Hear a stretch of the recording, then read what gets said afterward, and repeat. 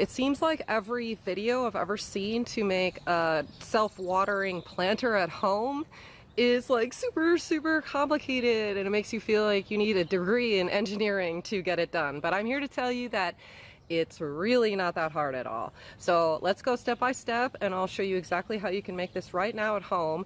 And make sure you stay tuned till the end of the video, where I'm going to show you an even easier, like super snappy, quick way to do it.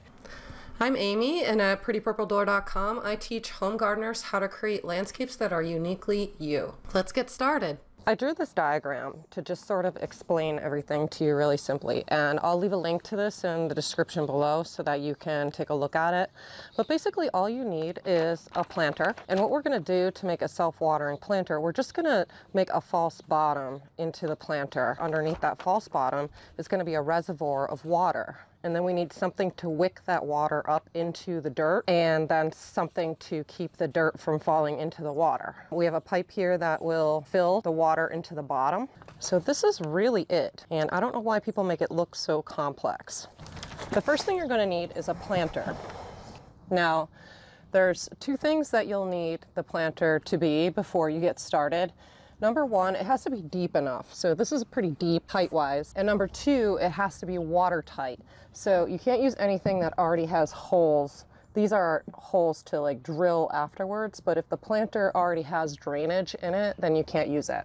Next, we're gonna need to make a false bottom. But before we make that false bottom, we're gonna take a look at a wicking chamber. So what I'm using is just a simple Dixie cup. I actually doubled it up just to make it a little bit more sturdy, but it doesn't have to be anything fancy, anything that you have laying around. And then you're gonna poke a series of holes in this Dixie cup. Now, the reason that we're poking holes is because this is gonna sit into the water reservoir right in the middle, and we're gonna fill this with dirt, and the water's gonna soak into the dirt that's in this, and that's what's going to actually water your plants from below. So once you have your wicking chamber item selected, we're gonna need to make that false bottom. Now, the thing about the false bottom is it should be the height of your wicking chamber. So once you have this, then you'll know what you need to make. I had some PVC pipe laying around, so I just made some random contraption here out of PVC. But you can see here that the height of the PVC stand is the same height as this wicking chamber. And that's really the only criteria. You can even cut like 4 pieces of PVC pipe and sort of just stand them up in the bottom. I like this because it's a structure that will stay in place here. It's not going to collapse. You're not gonna have to worry about the little legs tipping over or anything, so it makes a really secure bottom. So all my water is gonna go in here. My wicking chamber is going to sit here, so it collects the water and brings it up into the dirt. The next thing that we'll need is some sort of screen to kind of cover this area here.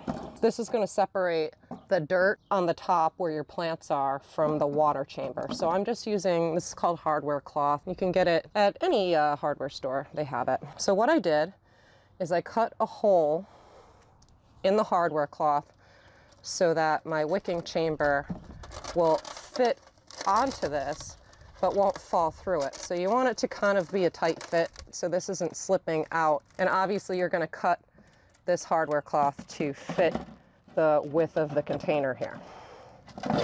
Now this other hole I have is for this PVC pipe I have here.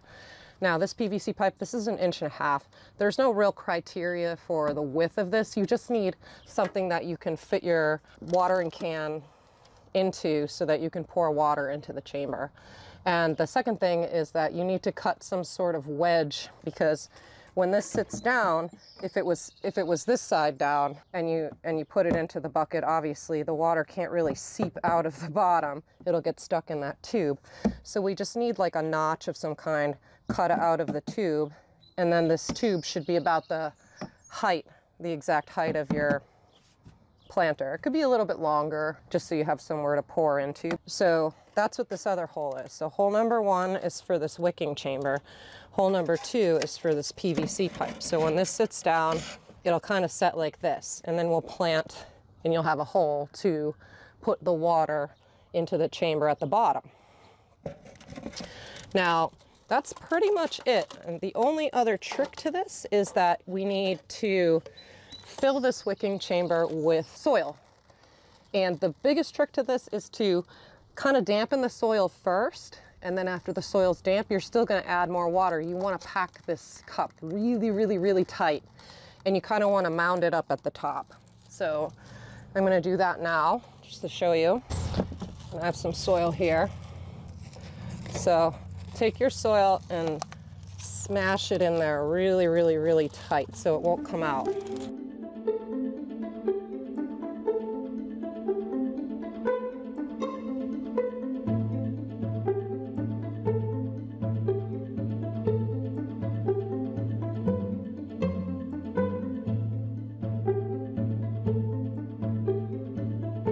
The only other thing I like to do is to drill a vent hole in the side of this right at the water level. So when you do this, as you're filling the PVC pipe, you can take a look at that little pinhole that you drilled, and when water starts seeping out of that pinhole, you'll know that the reservoir is completely full.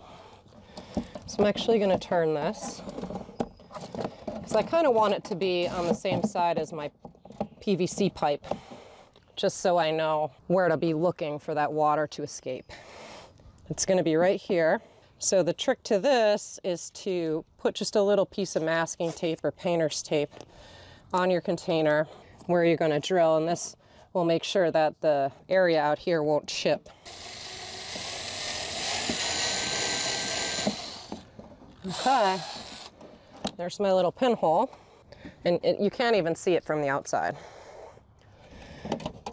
So once I have this set up, the only other thing I'll need to do is create kind of like a case to put my potting mix into, because if I pour it onto the screen, obviously it's going to fall right into the water, and we don't want that.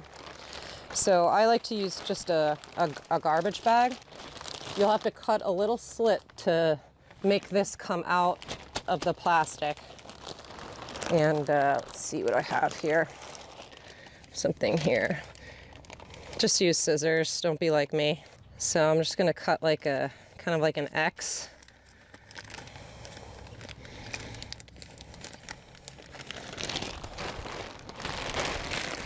And your pipe here, this will be on the outside of the garbage bag.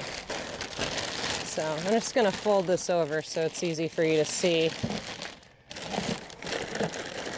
The only thing left to do is to get this wicking chamber, kind of connect the bag underneath this dirt. We just want to make sure that the soil that we're going to put into here doesn't get into the bottom. And really that's it. All you'd have to do now is fill this with soil just like normal, and then cut this off at the edges. When you want to fill your reservoir, you'll use your tube here, and you'll just pour your water from the side into this hole here until it's completely full. If you have to go out and buy a planter, but you don't like any of the self-watering ones that you see, here's an option that you can use, and it's actually a little bit faster and easier than the method I just showed you, which is hard to believe because that one's pretty easy too. But what you would need for this is, again, a tall planter, no holes in the bottom, and then the other thing about this is it's tapered, so you see the sides kind of go in at the bottom, so it gets a little bit narrower. And what I found at Tractor Supply, where I got this planter, just a bowl. It's Vortex fiber reinforced molded rubber series. It's some sort of like feeding trough thing for farm animals. What's really cool about this is it used to have a bottom in it, so just ignore that for now. But when I set this in, it kind of fits in here nice. It creates a reservoir, so I don't even really need anything at the bottom of this because this container is tapered. And the other thing is that it leaves kind of holes in these edges, and they're perfect size to fit your PVC pipe right into the side here. So you don't need to cut a hole for that. You just need a hole in the center to hold your wicking chamber. And what I used to do that was, this is called a hole saw. You hook it to your drill, and this one is 3.5 inches. And this 3.5 inch size is perfect for a solo cup. So If you want to try that, you can drill your hole into your feed trough, and then you have the hole for the wicking chamber. I already have it in the bag from the last time, so I'm just going to drop that in while it's still in the bag so I don't have to redo that part. Covering it up here, and you can see that my mounded soil here is inside of where I'm going to put the rest of the potting soil, potting mix.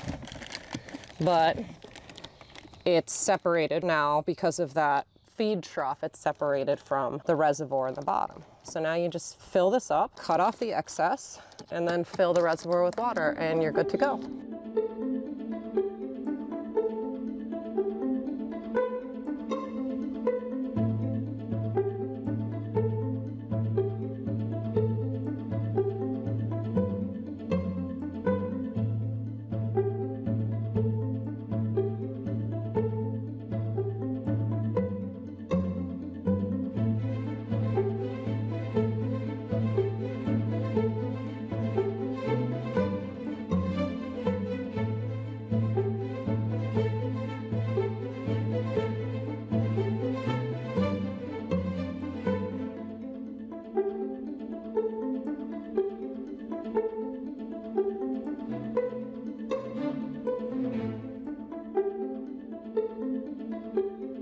Again, I don't know why everyone makes this look so difficult. It's not.